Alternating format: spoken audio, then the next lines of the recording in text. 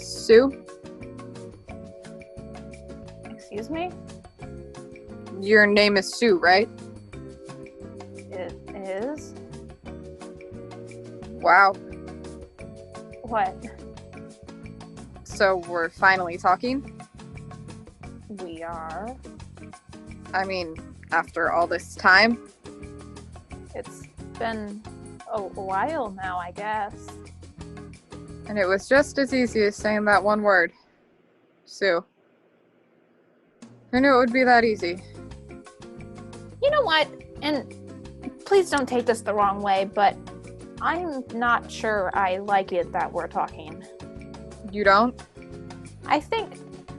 No, I'm pretty sure I preferred it when we never spoke at all. Oh, shit. Oh, God. I crossed a line. I crossed a line and you hate it. I think you might have crossed a line. I am so sorry. That's okay. So I should shut up now. I think that would be for the best. Gotcha? Right? I'll stop talking to you. I can do that. The end.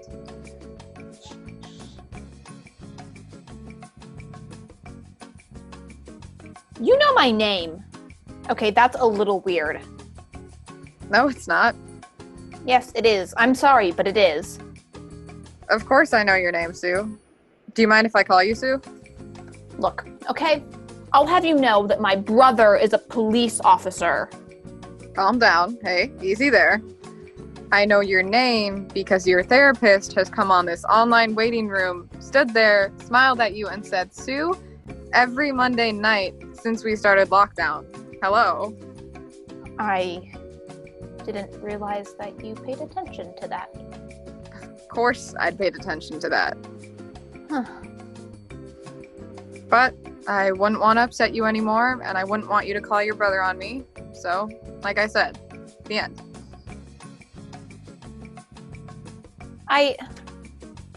I'm afraid I don't know your name. Excuse me? You remembered my name, and I don't know yours. I feel bad. Well, that's because my therapist comes on, stands there, glowers, and says, it's time. He's this super strict, super scary Freudian. Oh my god, he does seem scary. Is he German? Oh my god, he is. We do the whole routine. He has me lay down, and he just sits there and glares, all very formal. Actually, I'm not entirely sure he knows my name. I bet it's Albert. What? Your name. Albert? Yeah, you just look like an Albert. If I had to guess. Ouch. Okay, that hurts. You don't want to look like an Albert? No. No self-respecting man wants to look like an Albert. Fine. I bet it's Herman then.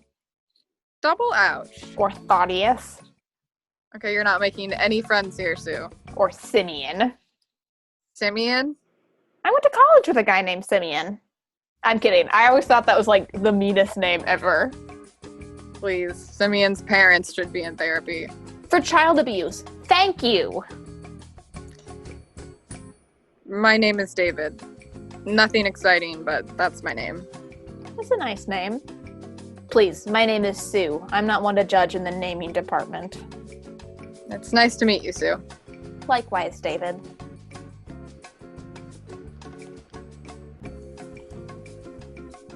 So, hold on.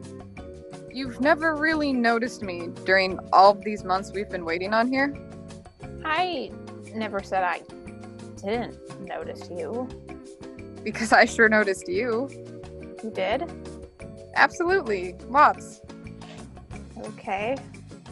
In fact, I spent the first couple of months trying to catch your eye over the books we were reading. I made a huge effort trying to do this. That's what you were doing? I was. Because I swear I thought you had like an astigmatism or a tic. Are you serious? You do this thing where you read your book, then lower it, then read it, then lower it, then read it, then lower it.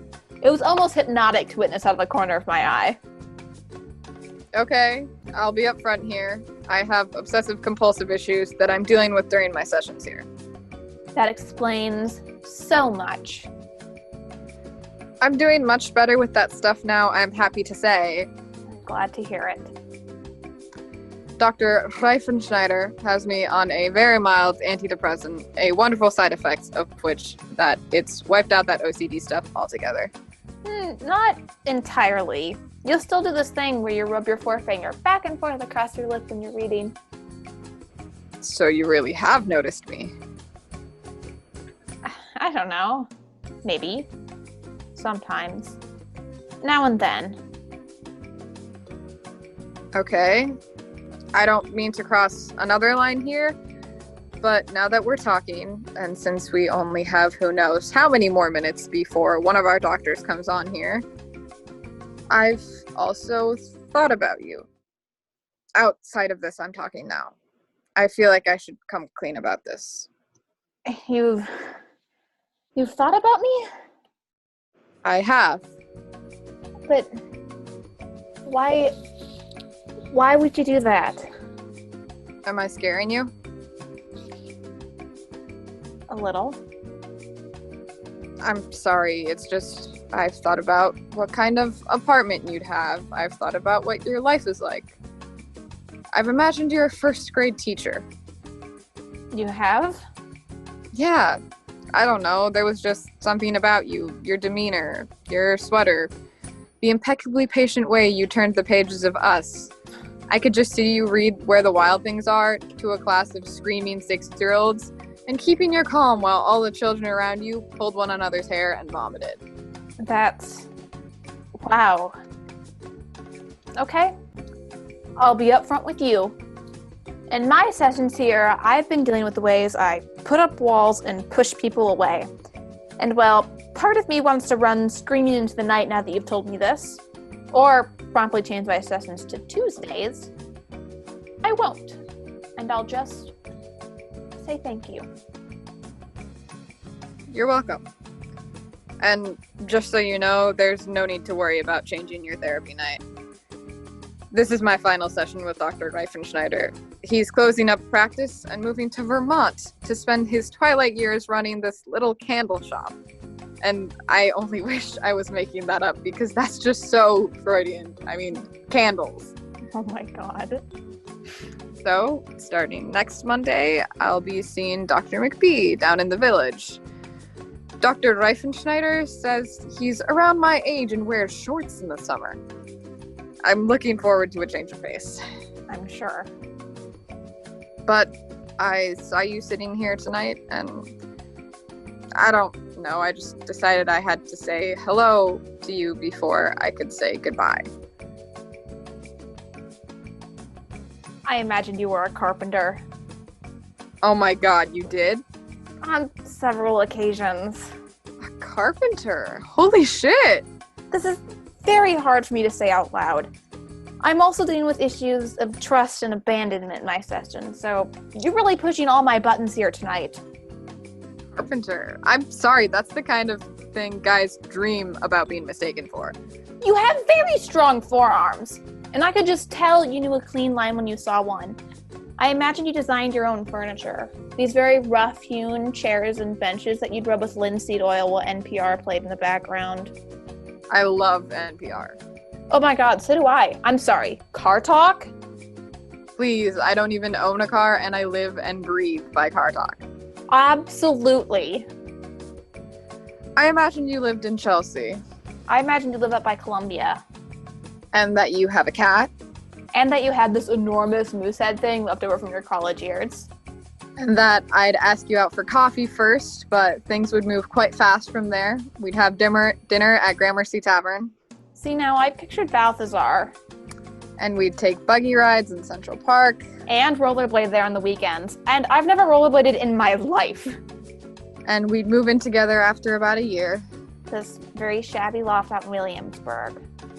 With a very wheezy radiator, but we'd love everything about it. And we'd adopt a dog. And join the local food commune. And make casseroles. And bake banana bread. And have a kid. Or 2, or 3. You and me, and the dog, and the kids, out in Williamsburg, forever.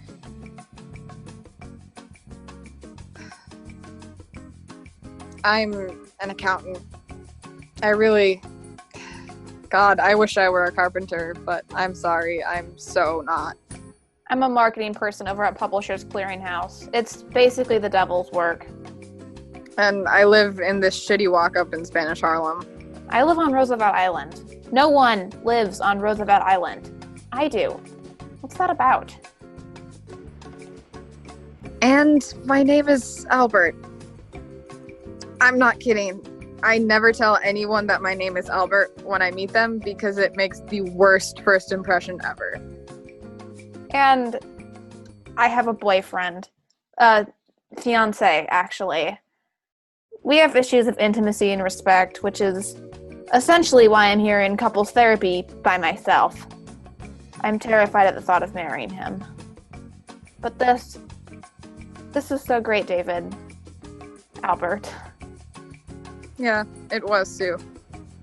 It was.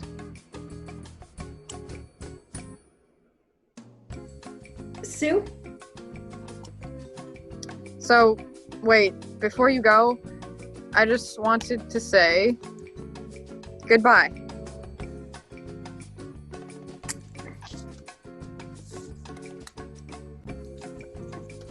Hello.